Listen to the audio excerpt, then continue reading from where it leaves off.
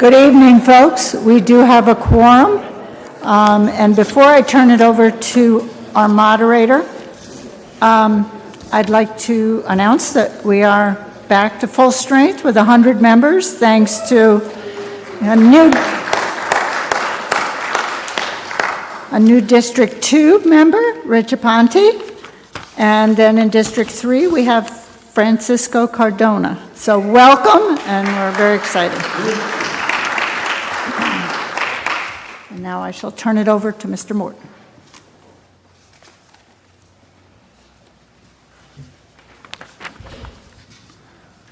Welcome back from Easter, everyone. You all look bright and sparkly.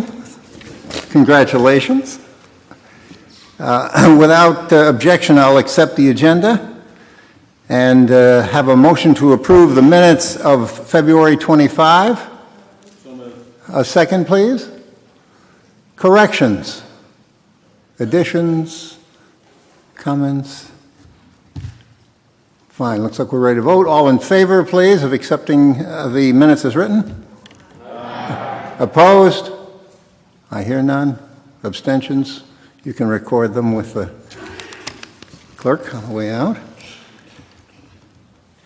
Announcements.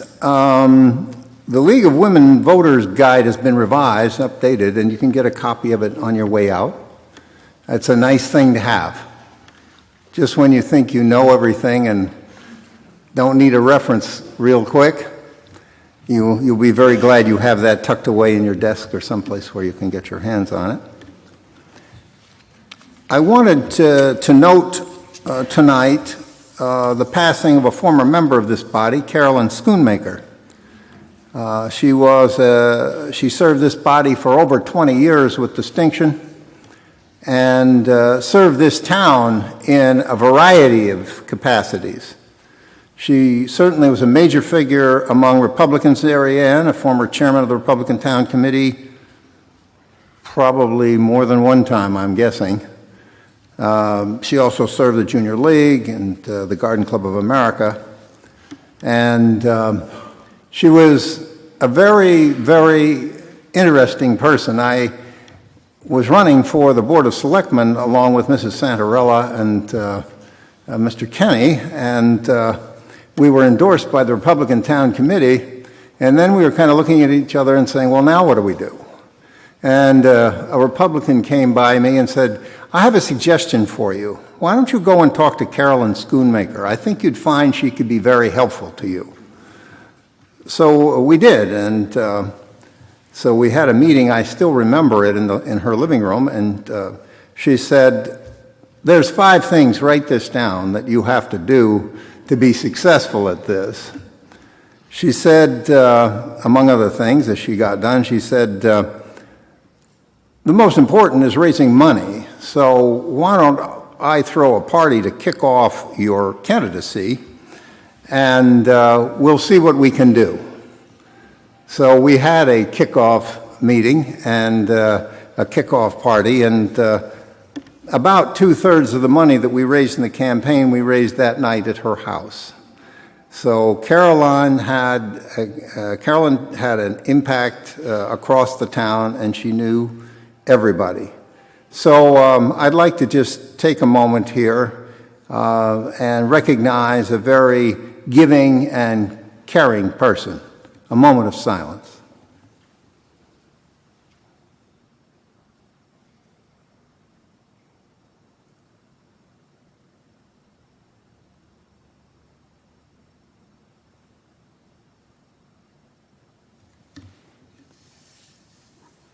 Thank you.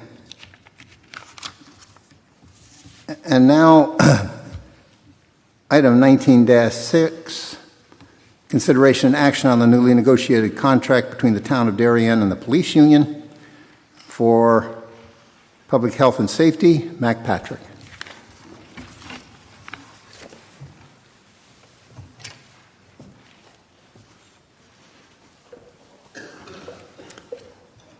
Yes, Seth, those are very nice words about Carolyn. Carolyn was chairman of public health and safety when I got on the committee, and she asked me to be vice chair. And it was a nice way to kind of stick my toe in the water, because little did I know Carolyn was going to be going to Florida for 6 months of the year to hit a little white ball. So I would be acting chair while she was away. So it was a good stepping stone. But as Seth said, she will clearly be missed. So, but good evening. I'm Mac Patrick, Chairman of Public Health and Safety, and I move Resolution 19-6, consideration and action on the newly negotiated contract between the Town of Darien and the Police Union, effective July 1st, 2018, and expiring June 30th, 2022. Do I have a second? Second. Thank you. Without objection, I waive the reading of the resolution. The Public Health and Safety Committee met on April 8th, 2019, with 12 of 16 members present in a special joint meeting with the RTM Finance and Budget Committee and the Board of Selectmen. Kate Bush, Town Administrator, presented an overview of the contract, highlighting the executive summary, which is included in your warning packet. Of note, the wage increases are less than the average negotiated and arbitrated settlements within the state of Connecticut. Kate explained that if the RTM did not vote on the contract, the RTM would go into effect automatically. Also, if the contract were to be rejected by the RTM, it would go to arbitration, where the most likely outcome would be for the contract to be implemented in its current form. The Public Health and Safety Committee then left the joint meeting and met separately in Town Hall to discuss the contract. Our committee agreed with the executive summary that, quote, the proposed contract settlement is a fair outcome and makes strides in curbing the town's health care costs by increasing the premium cost share for the employees, end quote. While our committee noted they would have liked to have had more time to review the contract, the committee voted unanimously to accept the contract and recommend that the full RTM do the same. Thank you.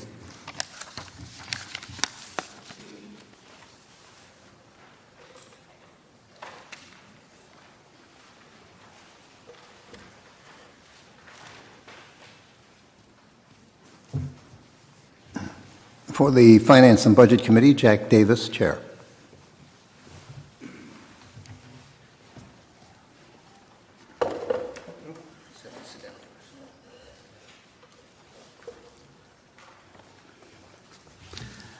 Jack Davis, Chair of the RTM Finance and Budget Committee. We want to thank Kate and Jamie for allowing the joint meeting that we did have. Nobody could really get the detail on the contract until the Board of Selectmen reviewed it in an executive committee and then voted on it. So in order to move this along, they opened up their meeting to allow questions and review at that time.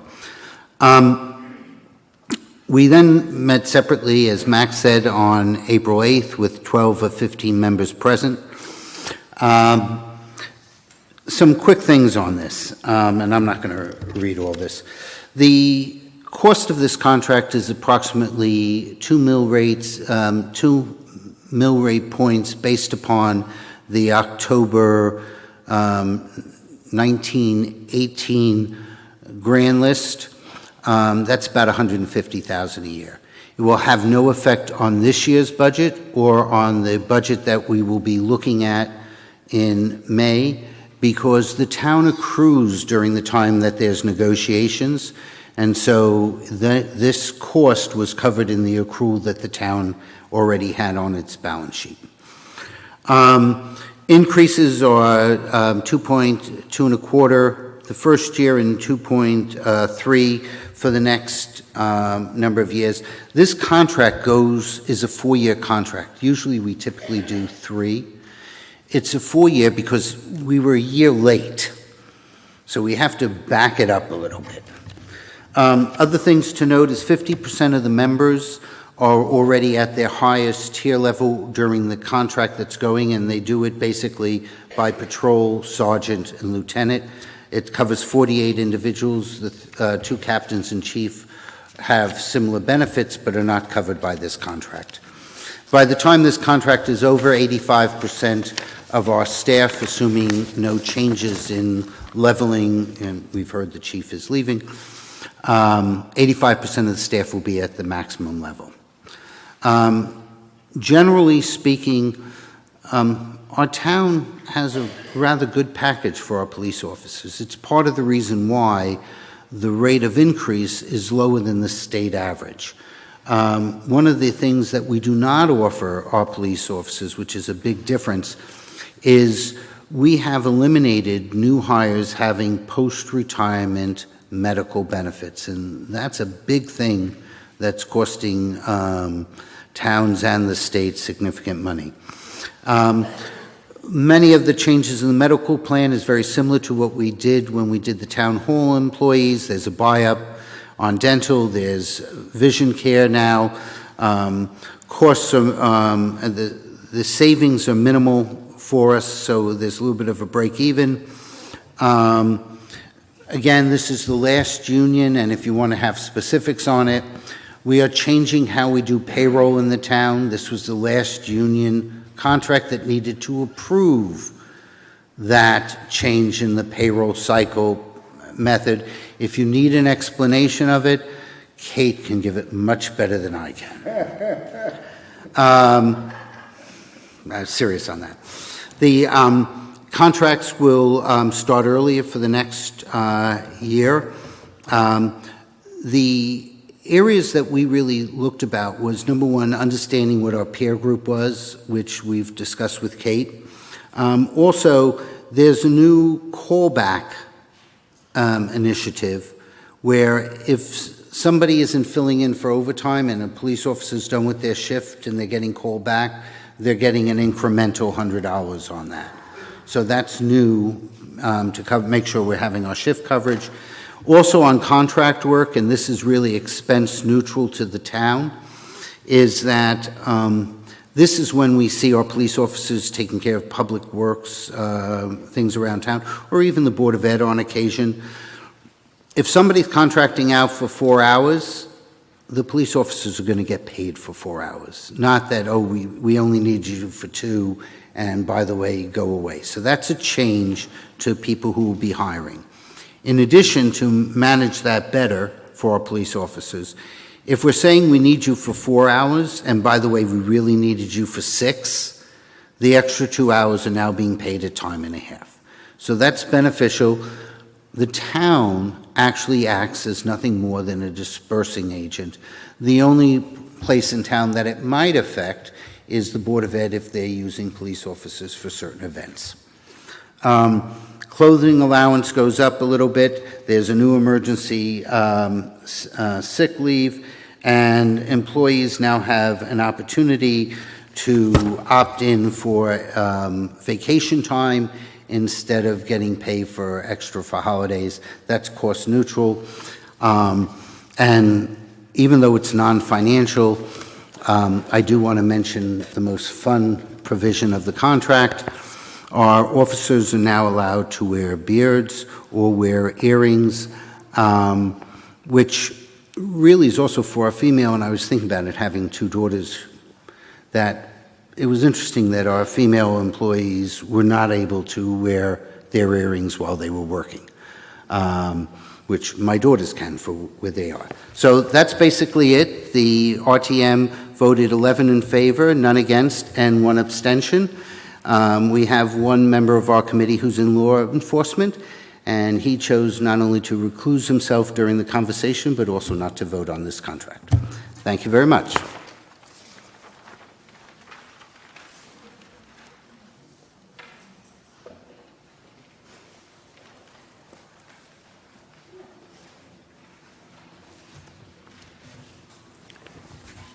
Thank you, Jack.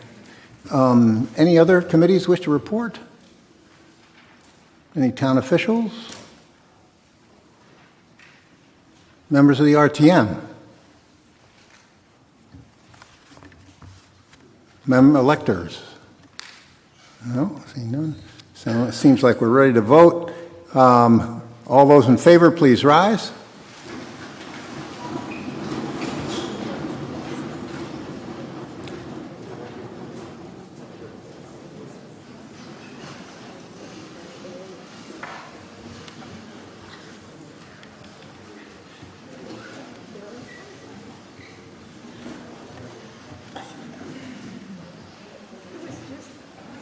Opposed?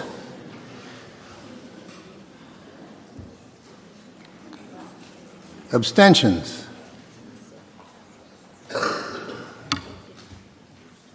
Wonderful.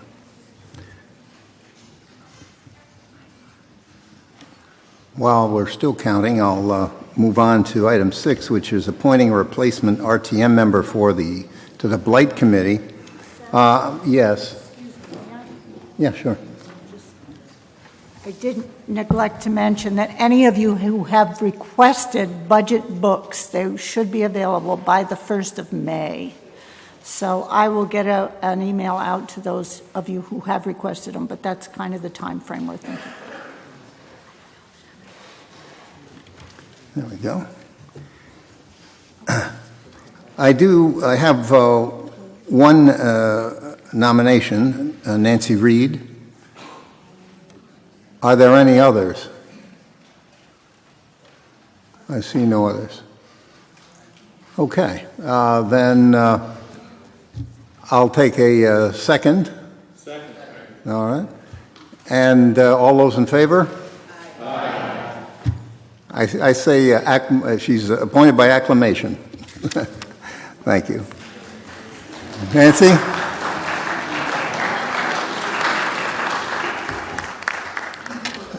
Just give us a moment here to get the tally done on item 19.6, and then we can entertain a motion to adjourn.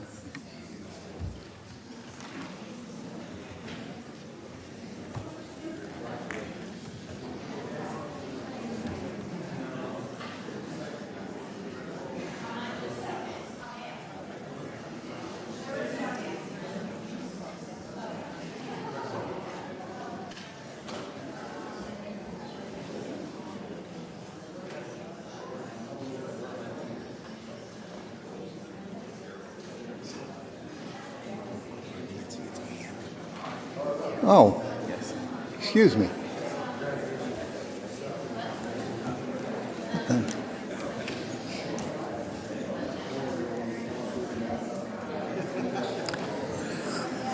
Folks, I have an error on my part. It's Ann Reed, excuse me.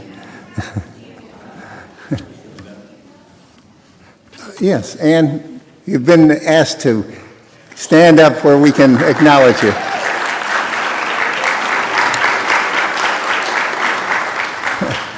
Thank you, and my apologies for that. The vote on 19-6, 82 in favor, one abstention. I will accept a motion to adjourn. All in favor, please rise.